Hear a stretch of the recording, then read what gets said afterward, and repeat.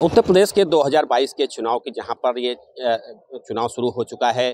पहले चरण का जहां मतदान भी हो चुका है। लखीमपुर खीरी में चौथे चरण में मतदान होना है, उसको लेकर यहां पर प्रत्याशियों में एक खासा जुनून है। कलर में घूम रहे हैं। यहां पर हमारे साथ पीछे पोल खोल पार्टी के संस्थापक हैं। लखीमपुर सदर विधानसभा से जो चुनाव भी लड़ रहे हैं, इनका जो है दावा भी है। नए नए तरीके हैं जिस प्रकार से चुनाव लड़ते हैं, इनका एक अनोखा तरीका भी रहता है।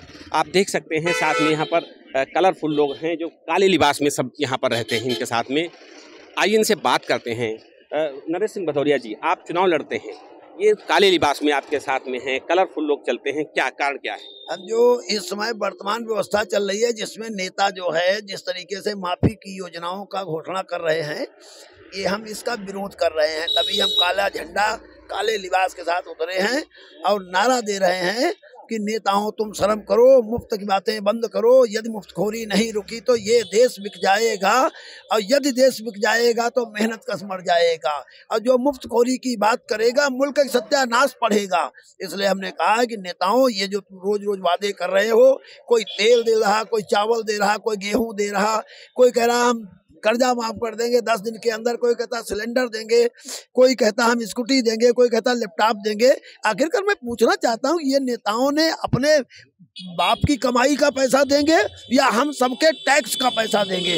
जो इस देश का टैक्स दाता है उसके टैक्स का पैसा ये देते हैं, और इसी का परिणाम है ये माफी का कि हमको 50 रुपए लीटर डीजल और पेट्रोल पे टैक्स देना पड़ रहा है। अन्यथा ये डीजल और पेट्रोल 50 रुपए से नीचे हो। हम मांग करते हैं कि देश के अंदर गरीबों को काम दो, बदले में दाम दो, और स्कूल खोलो, कारखाने खोलो। आजकल का जो माहौल चल रहा है, चुनावी माहौल चल रहा है, लोग जिस तरीके से आरोप प्रत्यारोप लगा रहे हैं, उस पर क्या कहना है आपका? ये सब एक दूसरे के साथ चुप्पे से मिले हुए हैं। इनका एक ही सिद्धांत है कि चोर तू भी चोर मैं भी चोर, तू ना बोल मैं ना बोल, और तू भी खा मैं भी खा, खाता है तो खाता जा। सफीक सादानी की 2 ही लाइनें काफी हैं कि जियो बहादुर खद्दरधारी, देश को लूटो बारी बारी। इतने में सब कुछ हो जाता है। नरेश सिंह भदौरिया हैं, ये कई प्रधानमंत्री के साथ भी चुनाव लड़ चुके हैं लोकसभा का। इनसे बात करते हैं। आप ये बताइए कि अटल बिहारी वाजपेयी के सामने आप चुनाव लड़ चुके हैं 2004 में। वर्ष 2004 में मैं श्री अटल बिहारी वाजपेयी जी के सामने लखनऊ लोकसभा क्षेत्र से चुनाव लड़ चुका हूँ। वहां पर जब चुनाव लड़े तब माहौल क्या लग रहा था, और यहाँ और वहां में अंतर क्या? तब ऐसा था, तब के और अब के माहौल में फर्क है। तब लोग इस स्तर तक नहीं गिरे थे कि वोट लेने के लिए इतनी हल्केपन की बातें होती हों।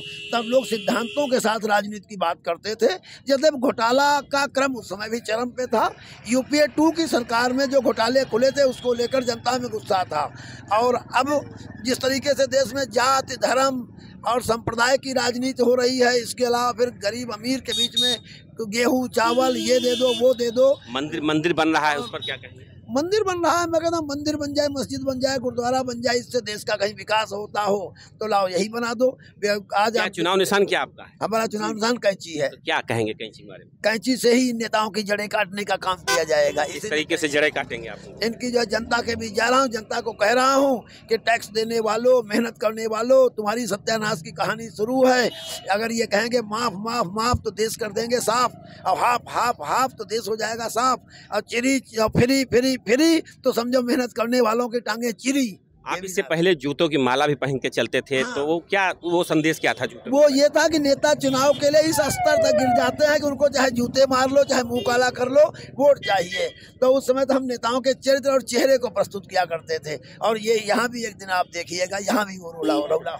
ये है नरेश सिंह भदौरिया, पोल खोल पार्टी से यहाँ सदर विधानसभा से चुनाव भी लड़ रहे हैं। इनका एक अनोखा तरीका रहता है प्रचार प्रसार करने की। कभी जूते की माला, कभी अर्थी डालकर ये चलते रहते हैं, और एक सीधे सीधे नेताओं पर कटाक्ष भी करते रहते हैं। नवीन अवस्थी, एबीपी गंगा, लखीमपुर खीरी।